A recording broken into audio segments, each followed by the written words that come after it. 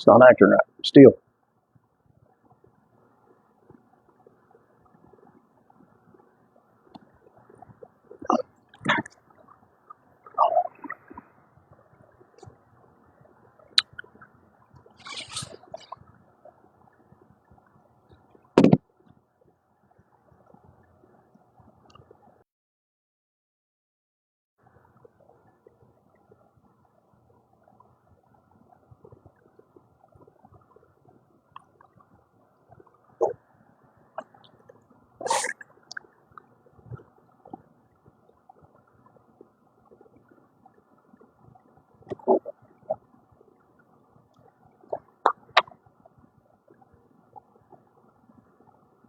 It still ain't clear.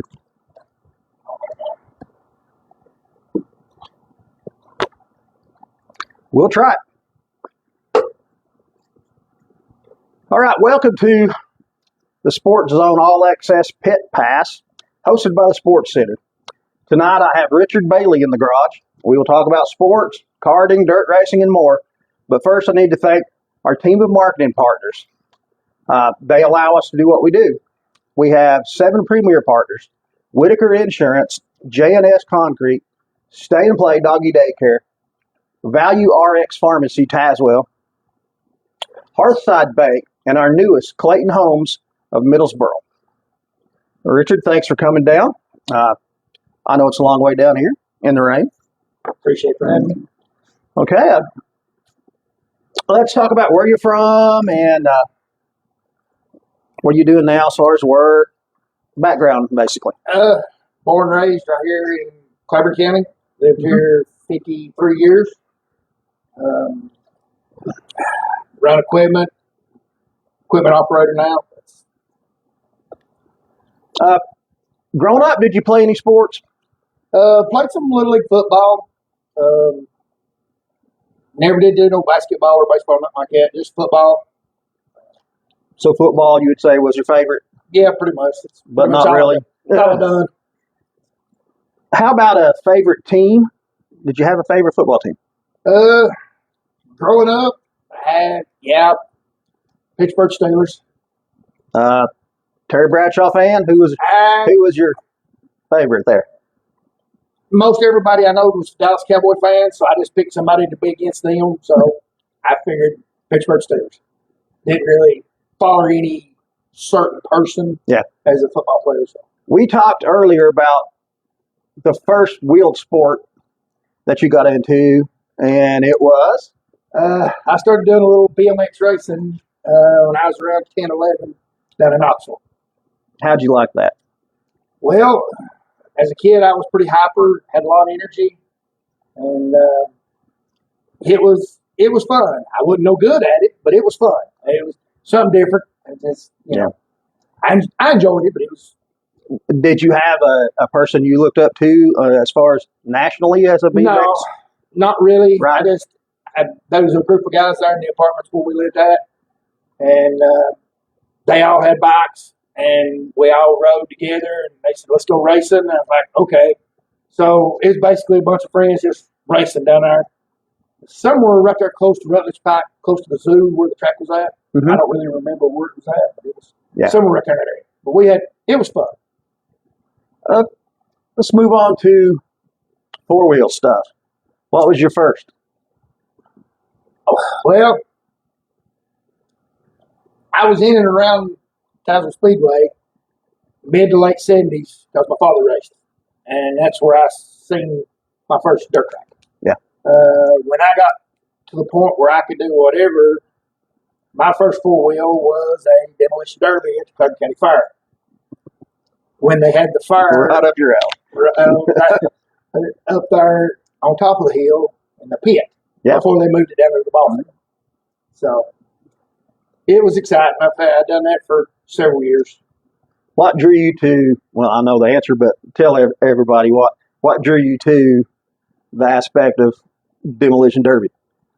I don't know. I guess just take some frustration out on people. The high energy, the high ribbon motors, and just the impact. I mean, it was fun. moving on, what was your first?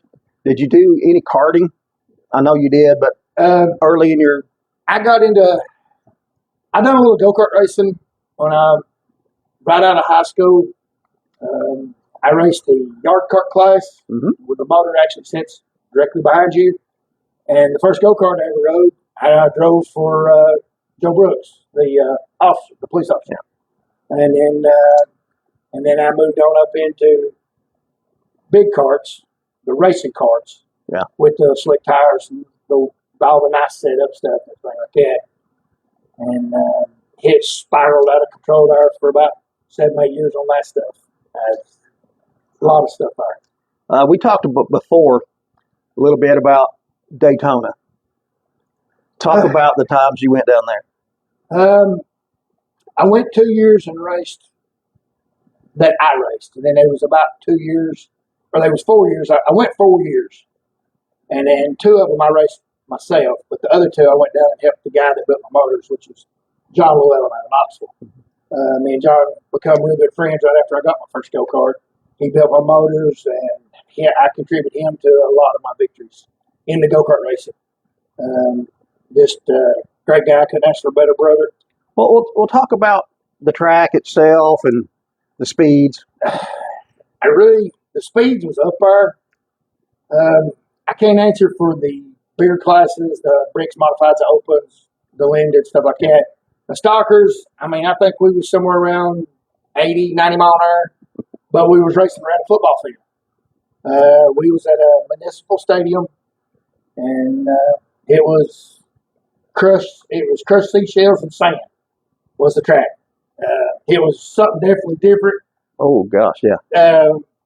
From what I'm used to is clay dirt. They kept saying, don't drop the oil in the dirt. I was really like, what dirt? I see nothing but sand. But it was definitely different. What? Did you ever run shifter carts? I actually rode one time, but it was just like a little practice. And it's just something I never did get used to because it's not real big on road course. And that's basically where the shifters was run at. When you went out of the karting into the car world, did you immediately go to dirt tracking? I went and helped a gentleman that lived on Cedar Fork with his car. He had just purchased a car. And I told him that I was making a transition from go-karts to cars. And he's like, okay. I said, I'll help, and that way I can learn, and then maybe next year I'll get the car. And I helped him out for 3 or 4 weeks, and he come to the racetrack one day. He said, I don't feel good. He said, I'm going to let you drive. And I said, are you sure? And he said, yeah. He said, you've done quite a bit of work. He said, I want you to drive. And I was like, okay. I secured the day up the first night. We got out there. It was a class called Thunder Lightning. And the car owner named Richard Jennings. Love those cars. Richard's no longer here. Great man. Can't say nothing bad about him. He put me in my first race car. And it's just, a great deal. And we run that first race, and I think I was running 3rd or 4th, 5th. It was probably 12, 15 cars. Yeah. I was, close. And that car had a light on the dash when it lost oil pressure. It come on, and my first thought was, I can't pay for this. I cut the motor off, dropped the ball on the racetrack, pulled in. And he said, what happened? I said, lost oil pressure. He's like, okay. So we put it on the trailer, and he called the guys he got it from, told them what happened. They said, I had a light malfunction. He said, it's fired up, rivet up. He said, it'll be good. So Richard come over to the garage and told me about it, and I said, your car, you do it. He did. He picked the oil pressure right back up, and we went racing again. So. When did you buy your first one, or the car you would call your first one? And what was it? The first one I owned would have been about 5, 6 years ago. Mm-hmm. I found out of a organization down in Chattanooga that was selling tickets to help military transition back into civilian life. And I contacted them, and they said, yeah, buy a ticket for $25, get a T-shirt. It's like, okay, cool. Can't go wrong helping a good organization. Well, they was giving ride and drives away down at Boyd Speedway. They was giving shooting lessons away. They had an AR-15, and they was giving away a 2013 Masterbuilt with a 602 transmission rear end TARS wheels. Basically, go racing. And I called. I thought, well, I'll get one ticket here and I'll get another ticket there and scatter them out, And they come up and they said, well, you can change your T-shirt in for a free ticket. I was like, okay, that's cool. I said, give me another. So they gave me another, and I traded my 2 T-shirts back in, got 2 more tickets. Then they contacted me a little later and said, well, if you buy one, you get one free, and then you can still trade your T-shirt in. We'll honor the other ones. I'm like, okay, cool. I spent $175 on tickets. I was thinking, I'd have a ticket down here in this number and a ticket up here in this number. I thought they'd be scattered. Yeah. But when they done the drawing, it was on a Christmas Day at 11:30 at night. I want to think the gentleman's name was Blake Frost or Blake Foster.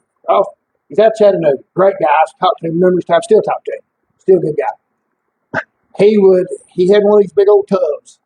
They done it live on Facebook. I mean, it's a big old large tub. And he would run his hand in there and he's looking at the camera. His son was live on Facebook. They'd pull out the number. He'd rattle off the last 3 and walk the camera and show the camera. He'd give everything away. He said, this is what everybody's been waiting on. It's about 10 minutes to play. Ran his hand in there. He's looking at the camera. I mean, he's not even looking at it. He pulls up and he goes, 2, and takes 1 step towards the camera. And they had showed later on or earlier that you bought this many tickets. They pulled you off this many tickets and they give you from that number to that number. The last 3 of mine was like from 260 something to 280 something, and I had 21 tickets. And they said, and when he called off the second number, which was a 27, I know I had all the 270s. I jumped up, hooping, hollering, and my son was there. He rolled out the floor laughing. Wife thought somebody crashed in the house. She come running. I told her, I said, well, we got to go to Chattanooga pick up a race car. She turned around and went back to bed and was mad. So that was the first car I owned. When you begin racing the big cars on the dirt tracks, was there a certain time where it hit you that, hey, I've caught on to how to do this? No, not really, because I still ain't learned it all. I'm not saying learned it all. Nobody knows it all. But I mean, I guess what I'm saying is, was there a moment you thought, well, I can do this and be competitive in it? Maybe let's go that route. Okay. Yeah. The first 2 or 3 cars there that I drove, I felt like it's competitive. We was always in the top, I don't know, top 5 to 10. We was always in the top 10. Yeah. I always had a good group of guys with me, helping me. Let's talk about who was helping you. Back in those days, I had Dylan Robinson, Jason Carroll, Elliott Liddy. Sponsor-wise, we had P&P Grading. We had Matt Tools. I had a few more little sponsors. I can't remember exactly who they are right now because that's been quite a while back. But, I mean, we was running Sportsman at that time. And we had, we had a pretty good crew. And then the other car, my first car that I owned, we run Sportsman with it too. We wasn't real competitive because it was just a 602. But we had, I had fun. Just a 602. Yeah, it's just a 602. It was just a 602 is all it was. Nothing special, nothing major about it. Talk about finishing towards the front, first win, anything like that? Derbies. Got a couple of Derby wins under my belt. Here at Claiborne County and then Dallasville? I had one in Claiborne, one in Kentucky. Yeah. Went to an off weekend up there, run a couple up there, one or two up there, then one in Knoxville. But nothing major, nothing big, just little like fire derbies, basically. And go-karts? Go-karts, several wins. My first go-kart win come at Rogersville Speedway, right up there behind Cherokee Dragway, and it was pretty special. The guy that actually introduced me into go-karts, Tater Petty, Anthony Tater Petty, he helped me get my very first win in Rogersville. It was the last race of the year in 1990 when I got my first win in the go-karts. And for as a car, still chasing that one. Still chasing it. Now, I have stood in victory lane with other people that I've helped, but I have not got one for myself. How many kart races did you think you won? The first time or the second time? Anytime.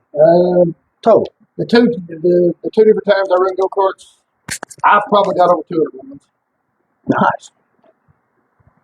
When you think about your big car, everybody has a preference of what the wrap looks like or the paint job, but there's always the number. Did your number have any significance? Yes. I was fortunate enough to get to know my great-grandfather, and his last truck that he owned, which is still sitting in my grandmother's barn on Little Sycamore, which is a 41 Chevrolet. And that's where my number comes from. Explain to us what's the difference between a good kart with all them differences in them and like a dirt car, like a late model. What do you think the differences are? Like from a go-kart to a race car? Yeah. Well, weight is one thing. And that's the reason why, one of the main reasons why I'm not still in go-karts right now. If I had been a little fella, I'm talking a lot like height of me. Little Jeff Gordon type. No, smaller than Jeff. If I'd have been a small fella, I'd still be racing go-karts right now. But my weight, my height, puts me at a disadvantage in the karting world. So that's the biggest thing to me in go-karts is because your weight. Where I'm so tall, puts more weight to the rear of the cart, and I can't get my front percentage, so I have to add more weight to get my front percentage. Mm-hmm. So now I'm already over my weight limit. I mean, well, I'm over what I'm supposed to weigh by a bunch. So it's so not competitive. Well, I'm not going to say not competitive. The first round I was real competitive, but I was a lot closer to my weights. Well, it pays to be small because you can switch them weights around, right? Well, you can move the weights around and get the weight distribution where you want it set on the scales. Yeah. When you're a big boy like me, it's a little hard to get what you need. And they don't run too many big boy classes. I mean, they do have them. But the biggest that I know of is a 425, and that's the champ card. That's what I run. Yeah. When I crossed the scales, I was weighing 472. And I had 12 pounds of lead on the nose to get my front percentage. So, but, I mean, like I say, the last 2 years ago, I was in go-karts for another 3 or 4 years there, and I run the champ cards. I run 3 different classes of champ. I run what they call the Predator, the Clone, and the Animal. And I won the track championship in Predator. I finished second in Animal, and I finished third in Clone. Nice. So, I mean, I was competitive, but I just felt like I weighed too much and couldn't get on up there in the other class. Okay, let's compare Thunder and Lightning versus a crate late model. Well, you got so much more adjustments with the cars because the Thunder and Lightning cars was basically the modified street class 9. It's pretty much what it is. So I can run coilover shocks in the crates where I couldn't in the Thunder and Lightning class. Yeah. You just got the 4 lanes, more adjustments. Which I had more motor in the Thunder Lightning car. Yeah. But the crate car is just a small 604 crate. So. Okay. You've had some great looking cars in the past. A couple tribute cars. Now let's talk about the one where you had the names of veterans on it. Because our family is blessed to have my papa on there. And I'm glad you asked. I appreciate that a whole lot. I've always, my grandfather's on there. My stepdad is on there. I've got, John Llewellyn. He's on there. His dad's on there. His papa's on there. He's 3 generations. And then I've got other friends that's on there. Yeah. And, like you say, yours. And I always want to do something for the military to show my support to them, regardless. Yes. I was sitting there thinking one night, what can I do? I don't know how to top this one car that had the 4 badges on the side. And I'm like, and there was a commercial come on, something was talking about the wall up there in Washington, D.C. And I said, you know what? If they can put it on the wall, names on the wall, I can put them on the deck of the race car. So we put them on the deck of the race car, and we had that car there for about 2 years. We traded it off and got some go-karts so me and my son Kyle could go racing. Yeah. And then he quit, and I got another race car. What's your favorite moment in racing been so far?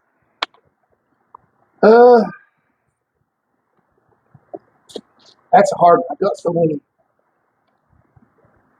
Well, my first victory at Rogersville, that's top 2, top 3. Yeah. Getting to spend time racing go-karts at Daytona with my son. That was 30 years later from the first time I went to Daytona and raced. 30 years later, me and my son went to Daytona and raced. That's cool. So that right there is that's probably my top, but the second, or the winning at Rogersville, probably second place there. But it just, there's so many memories. Yeah. Helping the guys, going here, going there, doing this, doing that. It's crazy to racing. How much racing is that? Well, let's flip it over, and what's your least favorite moment?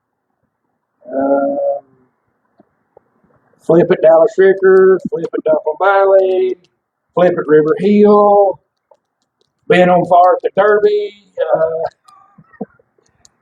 All them it causes pain. Them's the least favorite moments.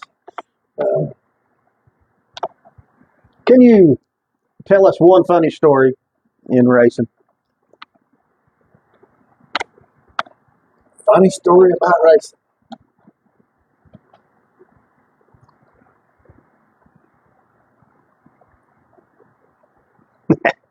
Oh, Take your well, break. I don't know if it's really funny. It was, but it's funny now.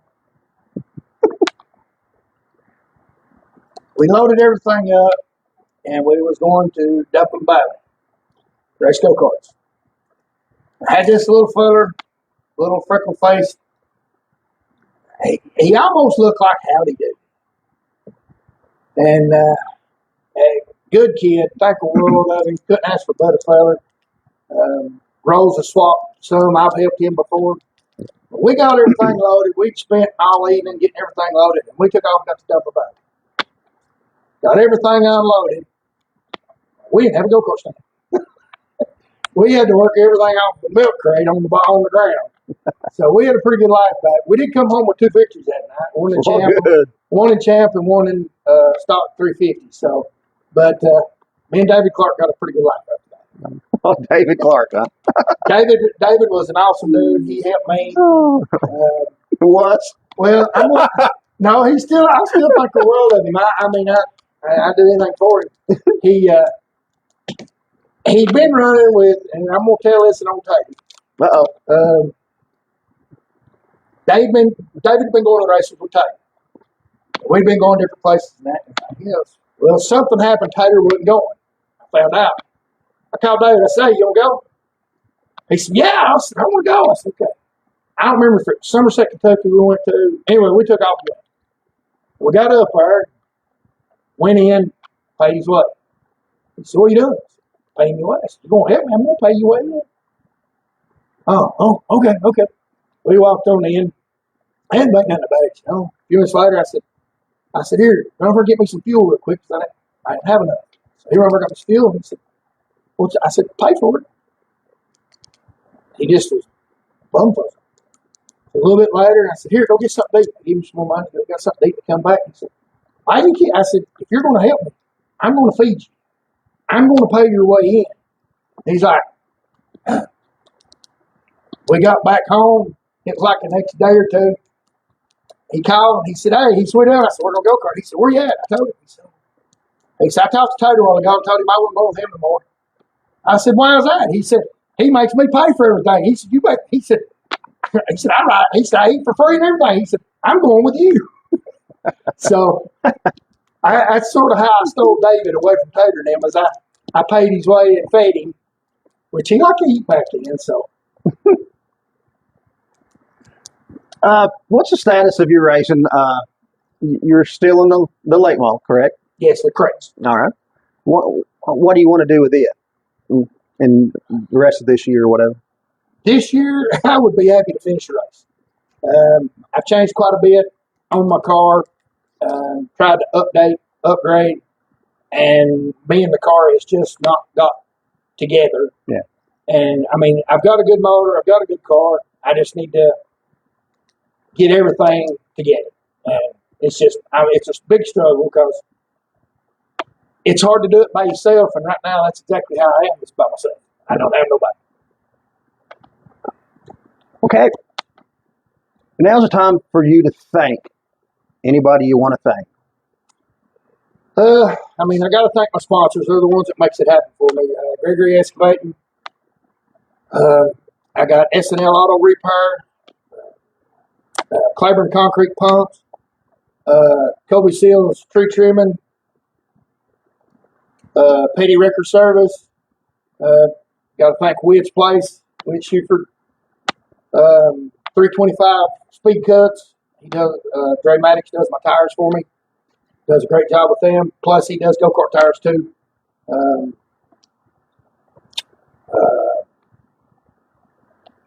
Whitley Auto and Muffler. There in Tazewell, across from Walgreens. He's come aboard here in the last 2 or 3 days. I feel like I'm forgetting somebody. I am forgetting somebody. It's easy to do. Yes, it is easy to do. Well, we apologize if we left you out. Nah, I can't leave them out. Oh, Just hang on a second. I'll look them up. Let me get my phone. Yeah. S&L, Claiborne, Kobe, Petty's.